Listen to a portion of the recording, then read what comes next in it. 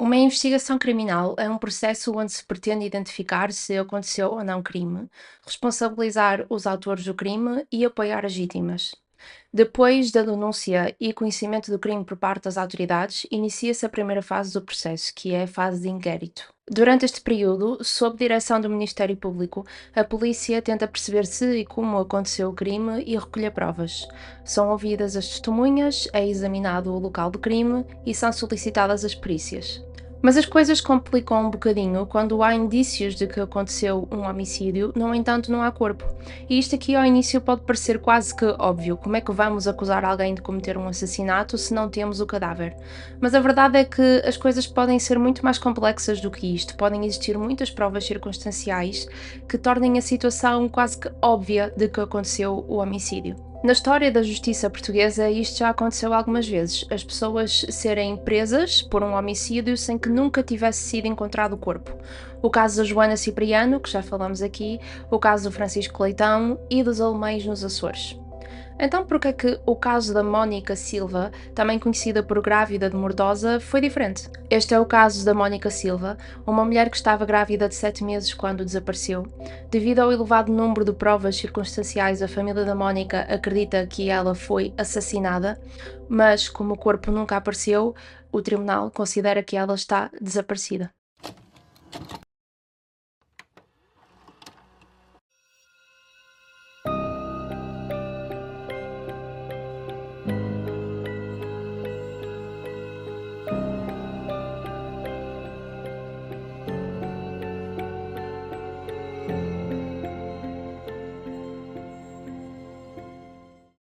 A Mónica Silva nasceu no dia 27 de maio de 1990, juntamente com a sua irmã gêmea Sara Silva. Os pais da Mónica chamam-se Alfredo e Celeste e juntos tiveram mais dois filhos, para além das irmãs gêmeas, um filho mais velho do que as irmãs e depois uma filha mais nova. A família Silva vive em Mortosa, que é uma vila que fica no distrito de Aveiro, em Portugal. Eles são descritos pela população local como uma família pobre, mas trabalhadora, que sempre dependeu da ria de Aveiro para sobreviver. O pai da família, o Alfredo, quando estava na tropa, teve um acidente e desde aí ficou a sofrer de alguns problemas psicológicos e não conseguiu mais trabalhar. A Celeste, a mãe da família, sempre trabalhou na ria de Aveiro a apanhar marisco, até que ficou doente dos rins e também deixou de conseguir trabalhar. A infância e a adolescência da Mónica não foi propriamente fácil, precisamente porque a família não tinha as melhores condições financeiras. Ela foi para a escola, estudou, só que no quarto ano desistiu. Não sei aqui se por vontade própria, se já por aquela necessidade dos filhos contribuírem para o sustento da casa, mas nesta altura ela seguiu os passos da mãe e foi também apanhar berbigão, mexilhão e ameijoa para a ria de Aveiro. A Mónica é descrita por quem a conhecia, pelos vizinhos, como uma boa pessoa, uma pessoa simpática, bem disposta. Uma expressão que eu vi utilizada muitas vezes foi boa rapariga. Uma vizinha da Mónica disse que ela nunca lhe arranjou problemas durante o tempo que elas foram vizinhas. No entanto, se tivesse de apontar uma crítica, um vício mau, era o facto de que a Mónica gostava de namorar, segundo esta vizinha. Existiam boatos na zona de que a Mónica era então uma mulher que gostava muito de namorar, que ela tinha a reputação de não estar em casa durante a noite para poder ir ter com os namorados. Uma tia da Mónica desmente estes boatos ao dizer que a Mónica era uma mulher que trabalhava muito e que gostava mesmo muito dos filhos. E aqui, pessoalmente falando, eu, pelo menos, não vejo aqui uma ligação direta entre as duas coisas. Acho perfeitamente normal uma mulher ser muito trabalhadora, gostar muito dos filhos e, ao mesmo tempo, gostar de viver a vida. No caso dela, sair à noite e namorar. Não percebo como é que as coisas aqui estão relacionadas. No entanto, acho importante referir que esta tia desmente estes boatos. Ainda em Mortosa, a Mónica conheceu um homem e apaixonou-se por ele, um homem chamado André Pataca. O André também vivia do mar, ele era pescador, um trabalho muito duro que o fazia por vezes estar longe de casa durante meses seguidos. A Mónica e o André apaixonaram-se e decidiram casar-se e começar a construir a sua própria família. E eles, os dois juntos, tiveram dois filhos. Mas a profissão do André continuava a precisar que ele estivesse fora de casa durante alguns meses de cada vez, o que punha qualquer relação, à prova.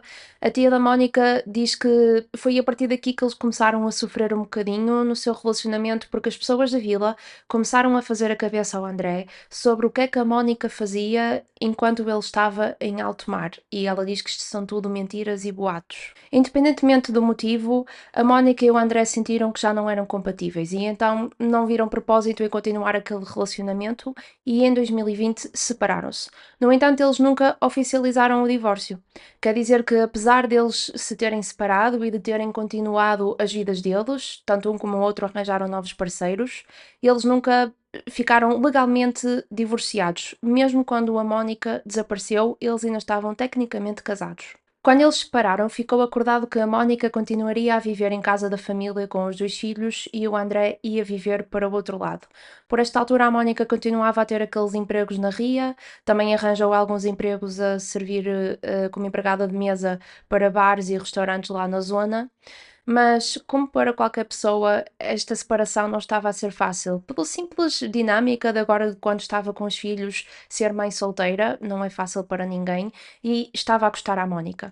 E as coisas só pioraram para a família quando o pai da Mónica foi condenado por tráfico de droga, o que lhe deu direito a uma pena suspensa de 2 anos e meio. Com esta condenação, a atenção negativa e as bocas relativamente à família Silva ficaram muito difíceis de se lidar para a família e relativamente à Mónica, as bocas que mais se ouvia por parte da população local era relativamente à vida sexual dela. A tal tia da Mónica que a defendeu disse: diziam que andava sempre na noite e que levava homens lá para casa. Tudo mentira. Ela trabalhava. Depois de alguns meses a morar só com os filhos na casa que era antigamente a casa dela e do André, a Mónica voltou a ter companhia de um adulto, da irmã gêmea dela, a Sara, que foi para lá viver juntamente com os seus filhos. A Mónica e a Sara tinham uma relação de muita proximidade. Para além do simples facto de elas serem irmãs, que a maior parte das vezes já traz uma relação de muita proximidade, elas ainda tinham o fator de serem irmãs gêmeas, que diz que as irmãs gêmeas têm uma conexão diferente de qualquer coisa. Mas a Sara contou mais tarde que esta altura em que ela e a Mónica moraram juntas foi uma fase muito feliz da vida delas, que elas apoiavam-se muito mutuamente, especialmente tendo em conta que tanto o parceiro de uma como de outra não estavam presentes, os pais dos filhos não estavam presentes, então que elas se apoiaram muito nesta fase e que foi mesmo uma fase verdadeiramente feliz. As coisas estavam a correr tão bem e a dinâmica entre as duas estava a fluir tão bem que elas decidiram tentar abrir negócios próprios. Primeiro elas abriram um café em Cacia, mas este não teve sucesso. Então elas tentaram abrir uma frutaria em Estarreja, mas que também não correu bem. E infelizmente, devido ao insucesso destes negócios, elas chatearam-se, ao ponto da Sara querer sair de casa da Mónica com os seus filhos. Então, ao fim de 2 anos, a morar lá com os seus filhos, a Sara saiu de casa da Mónica. Na altura que a Mónica desapareceu, elas não se falavam há 3 meses. Mas por causa desta situação, a Mónica voltou mais uma vez ao ponto de morar sozinha com os seus dois filhos. Por volta de março de 2023, a Mónica engravidou mais uma vez, sendo que quando ela desapareceu em outubro de 2023 estava grávida de 7 meses. E para os outros dois bebés que ela teve-os prematuramente. Então o médico dela já tinha noção deste histórico e quando ela estava grávida de 7 meses, o médico aconselhou a que ela parasse de trabalhar, repousasse o máximo possível, passou-lhe mesmo uma baixa médica para tentarem com que o bebé não nascesse também prematuramente. Então, na altura que a Mónica desapareceu, ela não estava a trabalhar. No dia 3 de outubro de 2023, a Mónica jantou com os dois filhos e depois de jantar, por volta das 9 da noite, disse-lhes que ia sair para tomar café.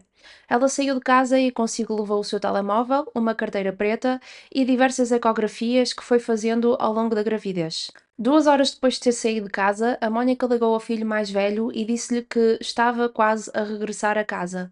Infelizmente, ela nunca mais regressou. No dia seguinte, por volta da hora do almoço, a mãe da Mónica ligou para a casa e quem atendeu foi o filho mais velho, que explicou a situação à avó, a dizer que a mãe tinha saído na noite anterior e que, entretanto, eles adormeceram e que ainda não tinha voltado a casa e que não fazia ideia onde é que ela estava. Então, a mãe da Mónica começou a contactar a restante família a ver se alguém sabia onde é que estava a Mónica, e foi aqui que a Sara, a irmã gêmea da Mónica, ficou a saber que a irmã estava desaparecida. E com esta situação parece que a zanga entre as duas perdeu todo o significado, o amor de irmã veio ao de cima aqui, aquele desespero de não saber onde é que estava a Mónica falou muito mais alto. A Sara foi, naquela tarde, ao posto de GNR para reportar o desaparecimento da irmã. Mas então já toda a gente em Mortosa sabia que a Mónica estava desaparecida, já tinha sido preenchido o relatório de desaparecimento com a GNR, então iniciaram-se as buscas, primeiro por parte da família, amigos e população que vasculharam Mortosa por completo, foram a campos, viram poços, casas abandonadas, tudo aquilo que dava para procurar, eles procuraram. E a GNR também iniciou a investigação e as buscas pela Mónica, mas ao fim de alguns dias o caso passou para a alçada da Polícia Judiciária. A Polícia Judiciária de Aveiro, quando pegou no caso, pensou que das primeiras coisas que poderia analisar eram os registros de chamadas naquela noite, na noite que a Mónica desapareceu. Isto porque eles sabiam, pelo filho mais velho da Mónica, que ela estava com o telemóvel, porque ela contactou-o. Então, pronto, eles tiveram a ideia de ir ver as chamadas. E foi quando analisaram estes registros que eles ficaram a conhecer o homem Fernando Valente. Vamos voltar agora um bocadinho atrás no tempo, para novembro de 2022. Vamos falar do Fernando, de como é que ele conheceu a Mónica e do relacionamento entre eles os dois. Só para relembrar que nesta altura a Mónica não estava desaparecida, nem sequer estava grávida. O Fernando Valente era um homem de 37 anos, um empresário que, ao contrário da Mónica, veio de uma família rica, com acesso a tudo do bom e do melhor, com negócios próprios, dezenas de apartamentos, umas quantas moradias, carros de luxo, ou seja, uma dinâmica aqui muito diferente daquela a que a Mónica estava acostumada. O Fernando e a Mónica conheceram-se em novembro de 2022, quando a Mónica estava a trabalhar como empregada de mesa num restaurante que se especializava em frangos de churrasco e em leitão. E então o Fernando foi lá comer e conheceu a Mónica. Neste primeiro encontro, eles trocaram informação das redes sociais e começaram a falar pelo Messenger no Facebook, e eventualmente trocaram contactos telefónicos e iniciaram uma espécie de relacionamento amoroso barra sexual. Mas a Mónica nunca escondeu que estava a ter este relacionamento com o Fernando, ao ponto de falar sobre ele com a irmã, falava sobre ele com os filhos, e os filhos da Mónica dizem que chegaram mesmo a ouvi-la a falar com o Fernando ao telemóvel à frente deles, por isso ela não estava mesmo a fazer questão nenhuma de esconder, não tinha motivos para isso, de que estava a ter um relacionamento com ele. A Sara, a irmã da Mónica, conta que da perspectiva dela o relacionamento estava a correr bem. A Mónica contava que o Fernando era um homem carinhoso, que tinha em atenção os sentimentos dela. Eles iam muitas vezes para um apartamento que ele tinha em Torreia e o Fernando gostava de gastar dinheiro na Mónica para lhe dar bons vinhos, prometia-lhe muita coisa. A Mónica contou à irmã uma vez que o Fernando lhe disse que um dia ia levá-la ao Dubai. Então, da perspectiva da Sara, tanto quanto a Mónica lhe contava, o relacionamento entre os dois estava a correr bem. No entanto, alguns membros da família da Mónica começaram a notarem algumas bandeiras vermelhas relativamente ao Fernando, mais especificamente porque parecia que ele não queria ser visto em público com a Mónica, parecia que ele tinha um bocado de vergonha de estar com ela, que não queria assumir aos outros, nem contar aos outros que estava envolvido com ela. E então, pronto, quando estas pessoas da família da Mónica começaram a perceber-se que talvez isto estava a acontecer, ficaram um bocadinho mais reticentes relativamente ao relacionamento dos dois. Vamos voltar agora à altura do desaparecimento, em outubro de 2023. Relembro então que a PJ foi ver os registros da Mónica e viu que na noite do desaparecimento ela tinha recebido uma chamada deste tal Fernando Valente. E então eles conseguiram perceber que naquela noite a Mónica saiu de casa porque recebeu esta chamada do Fernando. E depois eles também conseguiram perceber que a Mónica entrou no Mercedes do Fernando e que eles se deslocaram desde Mortosa, da casa da Mónica, até ao apartamento em Torreia do Fernando. A PJ identificou um carro a partir de uma câmara de vigilância que estava numa bomba de gasolina mais ou menos a 5 quilómetros de Torreia, perto do apartamento do Fernando, e eles viram aquilo que eles acreditam ser o Mercedes preto do Fernando a passar e lá dentro o Fernando e a Mónica. A acusação acredita que depois do Fernando e a Mónica chegarem ao apartamento dele em Torreia, e entre as 11h40 e a 1h50 já do dia 4 de outubro de 2023, o Fernando assassinou a Mónica e o bebé que ela tinha na barriga no apartamento dele, e que depois, durante as horas seguintes da madrugada, desfez-se do corpo dela. Mas porquê? Afinal, que motivo é que o Fernando tinha para querer assassinar aquela que era supostamente a companheira dele, e ainda por cima ela estando grávida, qual seria a motivação dele? Durante a investigação, a PJ concluiu que a Mónica e o Fernando encontravam-se cerca de uma vez por mês e que era sempre o Fernando a conduzir, porque a Mónica não conduzia. Ela entrava sempre ou no Audi ou no Mercedes do Fernando e eles iam para sítios onde não pudessem ser vistos a horas tardias. Eles ou iam para parques de estacionamento ou iam para matas isoladas, sempre locais onde ninguém pudesse ver que eles estavam juntos e sempre dentro do carro e sempre tarde, para que houvesse menos pessoas na rua. Então, este fator quase que vergonha que o Fernando parecia, demonstrava sentir pelo seu relacionamento com a Mónica, foi a base para a hipótese que a PJ apresentou para o porquê de ele ter assassinado a Mónica. Esta questão toda de ela ser da família Silva, uma família mais pobre, ele ser da família Valente Cruz, uma família com mais dinheiro, com propriedades, com negócios próprios, esta coisa de ele fazer de tudo para não ser visto em público com a Mónica, de se juntarem em horas mais tardes, de estarem sempre no carro dele ou depois mais tarde num apartamento dele em Torreia. A PJ acredita que quando a Mónica contou ao Fernando que estava grávida e que ele era o pai da criança, o Fernando começou a elaborar um plano do que é que podia fazer para que aquele bebé nunca pudesse usufruir do património dele. Mais uma vez, aquela coisa de não querer ter um bebé com aquela mulher, por causa dela não ter o mesmo estatuto financeiro que ele. A coisa também de não querer que aquela criança usufruísse algum dia dos bens materiais, da riqueza que ele tinha. Foi esta a base da investigação da Polícia Judiciária. No despacho lê-se: o arguido tomou a resolução de matar Mónica Silva e o feto que esta carregava. Planeou ainda desfazer-se do seu corpo e do feto, eliminar contactos que o relacionassem com aquela e com os vestígios da sua morte, e desviar de si as suspeitas. A PJ acredita que depois disto tudo, o Fernando começou a pensar naquilo que ele podia fazer para não ser apanhado e para desviar as atenções dele. Por exemplo, à 1h48 da manhã foi enviada uma mensagem a partir do telemóvel da Mónica para um homem a quem ela supostamente devia dinheiro, e a mensagem dizia: "Não me faça mal, por favor, pare de me ameaçar." E aqui a PJ acredita que foi o Fernando que mandou esta mensagem pelo telemóvel da Mónica para criar aqui uma hipótese para o que poderia ter acontecido que justificasse o desaparecimento dela. No dia seguinte, o telemóvel da Mónica deu sinal no Alentejo, numa zona onde a família Valente Cruz, a família do Fernando, também tem propriedades. Então aqui as autoridades consideraram que a Mónica foi assassinada. No entanto, não havia corpo, mas como falamos na introdução, acontece às vezes e o Ministério Público de Estarreja já achava que tinha provas suficientes para que o Fernando pudesse ser condenado pelo homicídio da Mónica. Tendo em conta isto tudo, em novembro de 2023, um mês depois do desaparecimento, o Fernando foi apreendido pela PJ e ficou decidido que ele ia ficar em prisão domiciliária a aguardar pelo julgamento, onde responderia aos crimes de homicídio qualificado, aborto e profanação de cadáver. O julgamento iniciou-se a 19 de maio de 2025, um ano e meio depois do desaparecimento, e aconteceu no Tribunal Judicial de Comarca de Aveiro.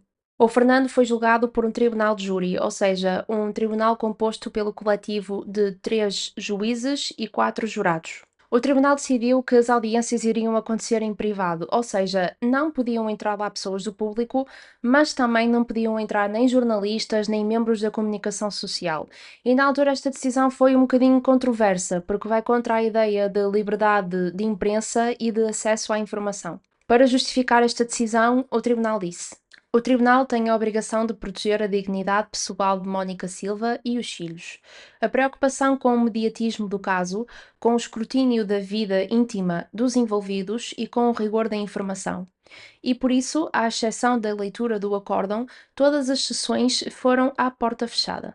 A família da Mónica não concordou com esta decisão. Eles achavam que as sessões deviam de ser públicas para que o caso pudesse ser coberto, para ter o maior nível de cobertura possível para o desaparecimento da Mónica, não é? Eu compreendo essa frustração e eles chegaram mesmo a recorrer sobre esta decisão.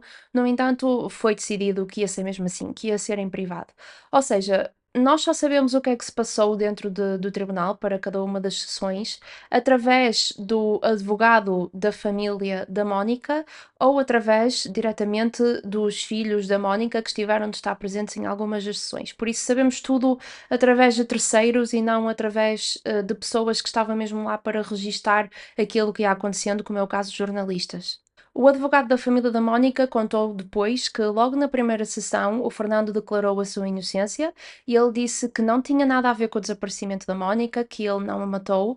Disse também que eles, os dois, nunca tiveram um relacionamento amoroso, que se conheceram pela primeira vez em janeiro de 2023, que, se recordam, é uma data diferente daquela data que a PJ determinou que foi a data que eles conheceram, que foi novembro de 2022, mas ele diz que não foi aí, que foi em janeiro de 2023. Disse também que no dia que eles conheceram foi a única vez que eles tiveram relações sexuais e que por este motivo não fazia sentido ele ser o pai do bebé que a Mónica tinha na barriga, porque ele está a dizer basicamente que eles tiveram relações sexuais em janeiro. No entanto, a Mónica só ficou grávida em março, por isso ele não podia ser o pai da criança. Ele disse também que, mesmo que fizesse sentido matematicamente ele poder ser o pai do bebê, que mesmo assim não podia ser ele, porque em todos os atos sexuais que ele pratica, ele utiliza métodos contraceptivos, ele utiliza preservativo e que por este motivo era impossível ser ele o pai. Uh, o que isto só por si não vale nada, porque pode sempre acontecer o preservativo rebentar e a pessoa nem se aperceber, por isso isto só por si não vale nada. Em tribunal, o filho mais velho da Mónica disse que a Mónica já lhe tinha dito que o pai do bebê era o Fernando. Ele explicou também que ele e a mãe partilhavam a conta do iCloud, que é basicamente a nuvem dos aparelhos da Apple, por exemplo, o iPhone. Isto quer dizer que ele tinha acesso aos contactos da mãe e a mãe tinha acesso aos contactos dele. E um dos contactos que ele viu que estava no telemóvel da mãe, porque ele conseguia ver no telemóvel dele também, era o contacto que estava guardado como Fernando. E nós já vamos falar disto melhor daqui a um bocadinho. Também foram havidas várias testemunhas, por exemplo, dois pescadores que falaram que viram o Fernando e a Mónica juntos em Torreia, perto do apartamento dele, durante a madrugada, o que dava aqui a entender ainda que, pronto, eles tinham pelo menos um tipo de relacionamento que justificava estarem os dois juntos durante a madrugada. E mais pessoas daquela zona falaram que os viram várias vezes à porta do apartamento do Fernando, ou então a deslocarem-se para lá, a sair de lá, coisas desse género. Durante o julgamento, a acusação apontou algumas falhas no plano do Fernando para não se responsabilizar por aquele crime que, segundo a acusação, ele tinha cometido.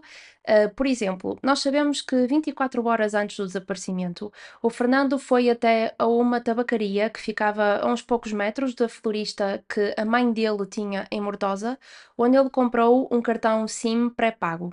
O Fernando pôs este cartão num telemóvel mais velho que ele tinha em casa, um telemóvel que ele utilizou em 2013, que não tinha nem GPS nem acesso à internet.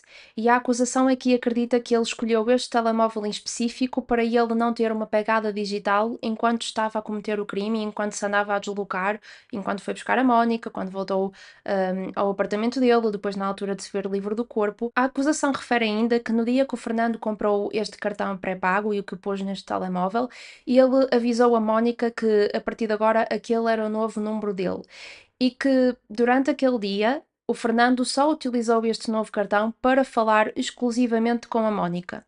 Agora, o que a acusação aponta também é que o Fernando não estava à espera que a Mónica fosse imediatamente guardar o número dele novo como Fernando E não só isso, mas que o filho dela tivesse acesso aos contactos que ela tinha guardado, que foi aquilo que vos referi há bocadinho. A acusação aponta ainda que é estranho o facto de o verdadeiro telemóvel do Fernando, aquele que ele tinha atual, que tinha GPS, acesso à internet e que ainda era o contacto primário do Fernando, ter ficado a carregar na casa dos pais dele desde as 8 da noite do dia 3, ou seja, o dia do desaparecimento, até às 7h15 do dia seguinte. Também ficamos a saber que no dia 1 de outubro, ou seja, uns dias antes do desaparecimento, o Fernando andava a procurar algumas coisas suspeitas na internet. Ele procurou como apagar mensagens para sempre no Facebook e como apagar mensagens no Messenger sem excluir a conversa toda. Também ficamos a saber que o tal telemóvel que o Fernando utilizava habitualmente e que tinha ficado na casa dos pais dele a carregar e o telemóvel da Mónica foram desligados ao mesmo tempo. Todas estas provas são, no mínimo, suspeitas, é realmente muita prova circunstancial que não põe o Fernando numa boa posição relativamente ao desaparecimento, mas ao fim de alguns dias do julgamento entrou uma testemunha que foi chamada testemunha surpresa. Vamos chamar esta pessoa de O. Então, o que o O contou em tribunal é que ele era funcionário do pai do Fernando há mesmo muitos anos, que fazia vários serviços para o pai do Fernando e para a empresa da família.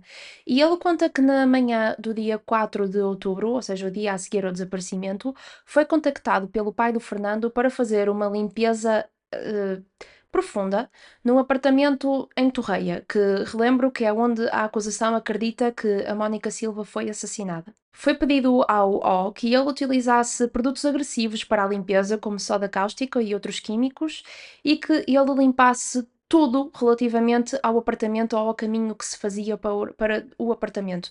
Ou seja, limpar tudo lá dentro, limpar a entrada, limpar a parte tipo do resto de chão que faz a ligação para as casas, limpar depois o caminho que vai até ao lugar de estacionamento onde a família punha o carro, limpar tudo o que estivesse relacionado com o que é que a família, percurso que a família podia fazer assim que entrava dentro do prédio. O O conta ainda que durante a limpeza viu que estavam umas roupas de mulher pousadas em cima da cama, mas que o Fernando disse-lhe para ele não tocar nas roupas. No entanto, ele olhou o tempo suficiente para perceber que era uma camisola cor-de-rosa, uma t-shirt ou uma camisa de malha e depois um par de calças ou uma saia. E aqui a acusação acreditava que esta testemunha ia ser determinante para o caso, porque esta foi a roupa, a questão da camisola cor-de-rosa e depois a camisa de malha, foi exatamente a roupa que o filho mais velho da Mónica disse à PJ na altura do desaparecimento que a mãe estava a utilizar. O último dia do julgamento foi no dia 11 de junho e, ao contrário do restante julgamento, esta última sessão já foi a porta aberta. A procuradora disse que deviam de ser dados como provados todos os factos que a acusação apresentou e que, por esse motivo, pedia a pena máxima para o Fernando, ou seja, 25 anos de prisão. A defesa alegou que o julgamento foi escandaloso, que provas foram ocultadas e manipuladas. O advogado de defesa do Fernando disse: a acusação pretende demonstrar que houve crime de homicídio com base em meras presunções. Isto é processualmente inadmissível. Não restará outra solução a este tribunal senão absolver o arguido. Este mesmo advogado conta que aquela testemunha, o O, que limpou o apartamento, foi na verdade agredido e assediado pela PJ para contar uma história que nunca aconteceu e que por este motivo esta testemunha não podia ser levada a sério, porque ela testemunhou aquilo com base no medo. Lá para as últimas sessões do julgamento, tanto o pai como a mãe do Fernando falaram e defenderam o filho. E eu acho que é importante referir que, na altura da investigação, a PJ chegou a considerar se não devia de acusar os pais do Fernando de o ajudarem a esconder o assassinato. No entanto, acredito que eles não tivessem provas suficientes para isto, porque nada saiu daí. Mas em tribunal, tanto o pai como a mãe do Fernando podiam ter escolhido não testemunhar, porque eles são os pais do arguido. No entanto, os dois preferiram fazê-lo. E a acusação disse que as histórias que eles contaram, as versões deles, eram contraditórias e que não faziam sentido tendo em conta a linha temporal estabelecida pela investigação. Por exemplo, o pai do Fernando, que se chama Manuel, disse no seu testemunho que quando pediu que limpassem o apartamento, que usassem apenas detergente da louça. No entanto, ficou provado que foram utilizadas substâncias químicos fortes para fazer a limpeza. Também nas declarações iniciais que o pai do Fernando deu à PJ, ele disse que no dia do desaparecimento acordou por volta das 3 da manhã com cólicas renais muito fortes e que ele pediu ao filho, ao Fernando, que fosse até à casa que eles tinham em Mortosa para ir buscar a medicação e que o Fernando demorou mais ou menos 20 minutos. E isto aqui também, esta história também não vai de acordo com a linha temporal que foi criada pela Polícia Judiciária. Nas alegações finais, o Fernando disse: Não sei o que se passou com a Mónica, não sei absolutamente nada, não lhe fiz absolutamente nada. Nem um mês depois de o julgamento ter terminado ao fim, o tribunal chegou a um verdicto. No dia 8 de julho de 2025, o tribunal absolveu o Fernando de todos os crimes. O tribunal deu como provado apenas algumas coisas. Eles deram como provado que o Fernando se encontrou com a Mónica e que eles tiveram relações sexuais pelo menos uma vez. Ficou também provado que ele comprou um cartão e que utilizou este cartão naquele tal telemóvel. E ficou provado que no dia 3 de outubro, o dia do desaparecimento, ele se encontrou com a Mónica. Também ficou provado que no dia do desaparecimento o telemóvel da Mónica deu sinal numa torre que abrange o apartamento do Fernando na Torreia e ficou provado que o pai do Fernando organizou uma limpeza profunda ao apartamento. Para o tribunal, de resto, não está nada provado. Aliás, o tribunal diz que nem sequer há provas de que a Mónica foi assassinada, de que ela está morta. Para eles, ela continua desaparecida. A juíza, quando se refere à Mónica, utiliza a palavra desaparecida. Para além disso, os filhos da Mónica e o ex-parceiro dela, o homem com quem ela tecnicamente ainda estava casada quando desapareceu, pediram uma indemnização. No entanto, o tribunal também negou isto. Os jornalistas estavam todos reunidos ansiosamente às portas da entrada para aquela sala do tribunal, todos ansiosos para poderem falar com a família da Mónica. A Sara, a irmã gêmea da Mónica, disse: Ele vai ter de pagar da mesma maneira como fez à minha irmã. Acabou. Acabou. A mãe da Mónica disse: Estou revoltada. Então um assassino vai para a rua e matou uma criança e uma filha? Nunca pensei. A justiça está a favor dos assassinos, está visto. Fez-me muita impressão ver estas imagens da família da Mónica a ter de lidar com os jornalistas. Eu percebo que eles estão só a fazer o trabalho deles, mas ao mesmo tempo acho que também chega a um ponto que é muita falta de respeito. Quando elas saíram do tribunal, elas estavam muito revoltadas, o que é bastante compreensível, tendo em conta o veredicto, não era aquilo que elas estavam à espera. Então elas estavam aos berros, estavam a insultar tipo o sistema todo judicial de Portugal, estavam a insultar o Fernando, pronto, muito da revolta, não é? E na altura estavam a dar alguma atenção aos jornalistas porque sentiam aquela necessidade de partilhar aquela dor que estavam a sentir. Mas depois, quando elas saíram do tribunal e começaram a deslocar-se a caminho dos carros, elas tiveram ali aquele tempo para processar o que é que tinha acabado de acontecer, o veredicto, o facto de para elas aquilo não ser justiça e principalmente a mãe da Mónica começou a ficar muito perturbada, muito fragilizada e meteu muita impressão porque ela estava a sentir-se mal e os jornalistas estavam todos à volta dela, todos em cima dela, a tentarem ver o que é que ela ia dizer e o que é que ela vai dizer agora e como é que ela vai reagir. E eu fiquei com pena da senhora, porque chegou a um ponto que ela disse: Estou-me a sentir mal, deixem-me em paz. E eu não consigo imaginar passar por estas sensações, passar por estas emoções, uma coisa tão traumática que é. Não só não sabemos onde a nossa filha está, como acreditamos genuinamente que ela foi assassinada pelo homem que acabou de ser absolvido dos crimes, e temos tipo dezenas de pessoas à nossa volta a esticar-nos microfones, o flash das câmaras, aquela confusão toda e ela ali sem conseguir fugir. Tenho muita pena que infelizmente isto tenha acontecido por cima ainda de um veredicto que elas não consideram ser o correto. O advogado da família acredita que este caso ainda vai a recurso, ou seja, vai agora à segunda instância. Apesar de na altura que eu estou a gravar isso ainda não ter acontecido, a maior parte dos advogados que eu vi, não só aqueles que puderam entrar durante as sessões, mas como aqueles que eventualmente puseram a opinião deles online, acham que isto vai acontecer. Apesar de ser mais difícil com um recurso, um arguido passar de ser absolvido para ser condenado não é impossível. Temos aqui em Portugal o caso de Rosa Grilo e do António Joaquim, onde na primeira instância o António foi absolvido pelo crime de homicídio por ter assassinado o Luís Grilo. No entanto, no recurso, na segunda instância, ele foi condenado à pena máxima, 25 anos. Por isso, apesar de ser mais difícil, pode acontecer. Digam-me, por favor, nos comentários se gostavam que eu fizesse um episódio sobre o caso do Luís Grilo. Mas relativamente a este caso da Mónica Silva, vamos agora ver se o caso vai a recurso ou não. E no caso de ir, depois haverem novidades, eu vou deixar um comentário com as atualizações mais recentes para quem depois veja o vídeo mais tarde, ter na mesma o máximo de contexto possível. Como referi há pouco para o tribunal, a Mónica Silva está desaparecida, mas maior parte da população de Mortosa discorda. Eles acham que a Mónica morreu.